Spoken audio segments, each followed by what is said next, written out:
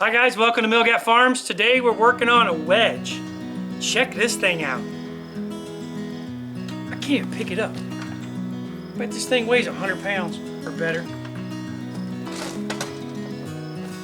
This is a wedge for our Timberwolf splitter. We have a TW5 and I wanted a wedge that was big enough to split 6 ways.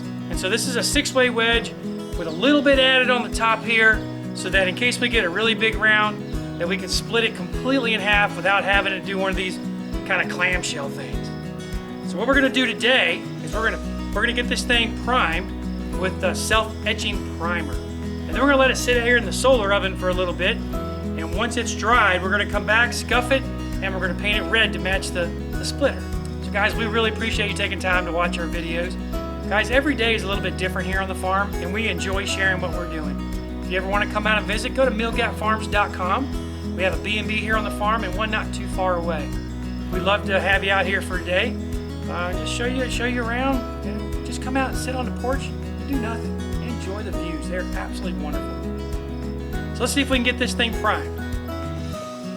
Oh boy, that's heavy. Golly.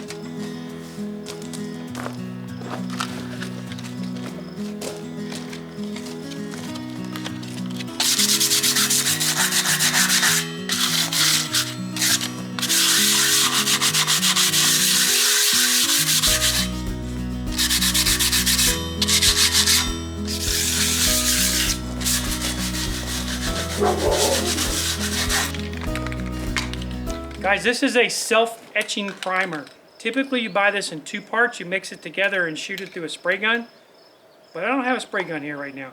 So we bought a can of it, and what this does is it bonds or etches itself directly to the metal. So if you're going to do a bare metal project, this is the product, or a product like it is what you want. You want to start off with self-etching primer to let it bind to it, and then the next thing we're going to put on is a primer sealer. But to do this, you want to spray from one side to the other and lift off of your nozzle and then start it back again and go back across. So it'll look like this. Spray, lift, spray, lift, and I ran it, but not a problem. Okay? That enables that by lifting your fingers off of it, you don't have any buildup on the outside edges. So you can see we've gotten this thing all sprayed up, and it's looking pretty good. We have our solar oven going, so we're going to let this sit here and dry. We're not going to do anything to this until tomorrow. We're going to come back in and scuff it down with a light Scotchbrite. I'll show you what that is in a little bit. And then we're going to paint it red to match our log splitter.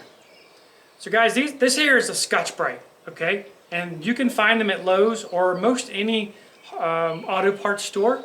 They come in different grades or coarseness, if you will. This is a pretty light one, and so all we're going to do is take this and just scuff it a little bit so we can get a little bit extra abrasion to it so that when we put our paint on it, it'll bite it. It'll bite it really well. And all you're going to do is just really lightly go over it. That's it. Any of the areas where the primers is on, really light scuffing. And this abrasion is going to allow for that paint to really just bite it even better than it would if you had not done this at all.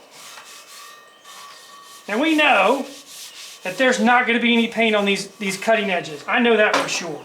That's a no-brainer there. But we're still going to paint it anyway. You know, we're going to start off with it looking pretty good.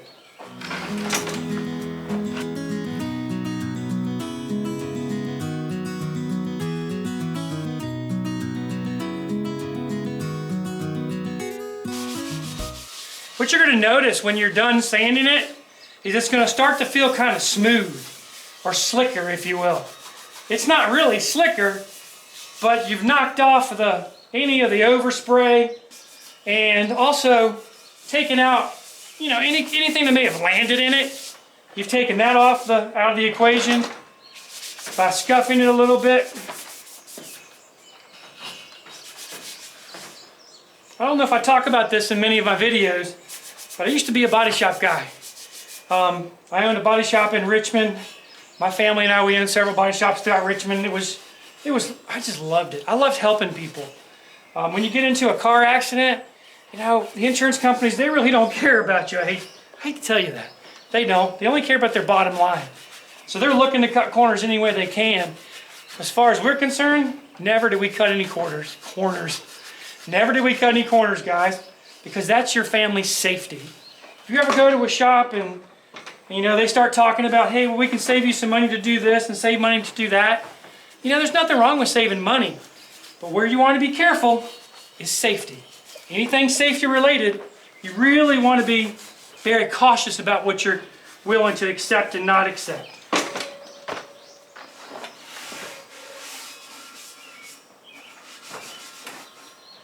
I got a couple of runs. I'm going to go get a more abrasive Scotchbrite and see if I can pull out some of those runs without going through the paint. So although this is still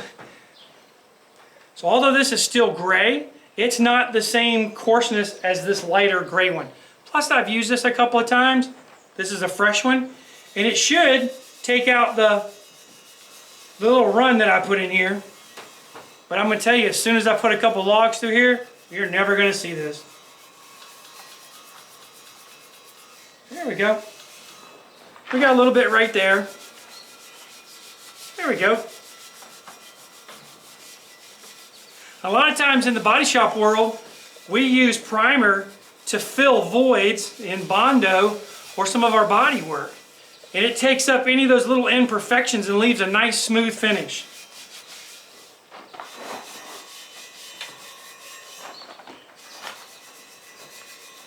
Joe Shell at Highland Welding built this thing for me. I gotta tell you, these guys did an outstanding job.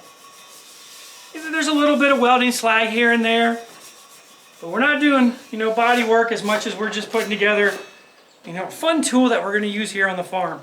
And a little bit of stuff here and there, not a big deal. Not a big deal at all, guys. So I'm gonna say we pretty much got this thing done. Let's blow it off.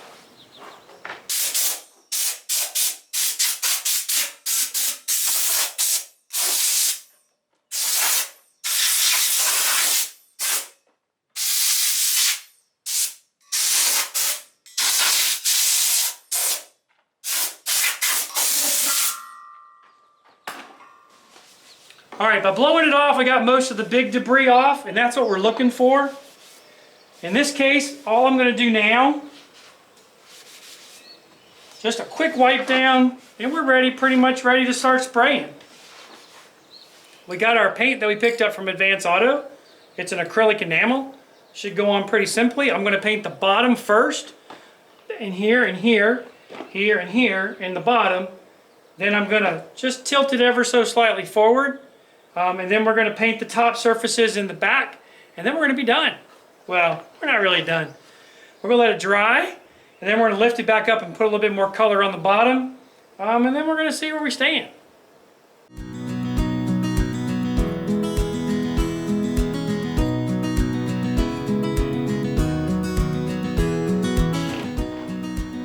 Alright guys, you don't want to breathe this stuff, okay?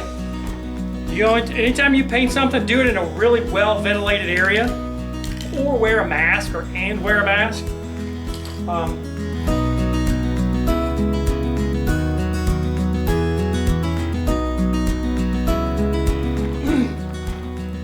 You're going to notice that I'm going to spray a little bit, I'm holding my breath, and I'm walking away. It dissipates, then I come back and finish it.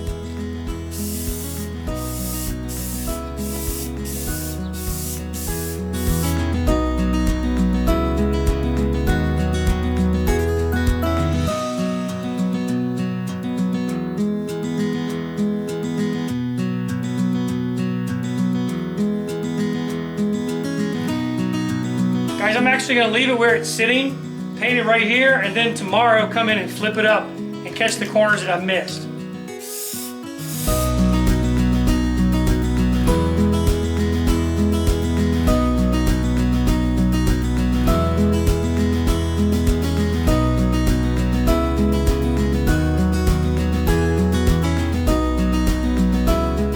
we got the solar oven going. It's actually going down where the mountain is right here. And so this thing has about 30 minutes. No, we got about an hour left of sun. So it's probably going to get a little warm. Hopefully assist in drying. And then we'll come back tomorrow and see what it looks like. You can see that the color took okay. It wasn't perfect. We did get coating on it pretty well. You know, we got it into a lot of the voids inside of here. We shot it down into here, which is a good thing. Now all we need to do is put it on the splitter. See how she looks. Holy cow! Holy boogers, this is heavy!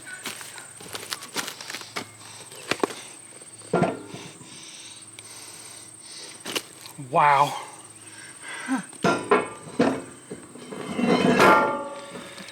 This color reminds me of the old Jeep colors. When I say old, anything after 2005. Because whenever a Jeep would age, it would do so at different rates. And the reds would always be different colors. So when we went to paint the cars, we weren't really sure which panel to match. But it's red. Everything else is sort of red. I think it's going to be okay. Can't wait to split with it. So what do you guys think? It's pretty good, isn't it? I mean, the colors are close. When I'm splitting or done splitting in a couple of days, it's not really going to matter. What does matter is that self-etching primer. So if we chip it anywhere, it's not going to rust. Or it's only going to rust in the spot that was chipped. And that's pretty cool. Hey, I really appreciate you guys taking time. I really appreciate you taking time to watch our videos. We know that you have lots of choices on YouTube, and you know, to spend time with us is pretty cool. We really do appreciate it. So if you consider giving us a thumbs up on our end, I will tell you that that's a motivator. It always does my heart good to see comments and to see thumbs up, because it lets us know that we're doing a pretty good job. If you guys can think of some videos you'd like to see, do let us know. We'd really appreciate it. Here coming up pretty soon, I'm going to do a video on this log splitter. So look for that in the next couple of days. Until next time, guys, God bless you.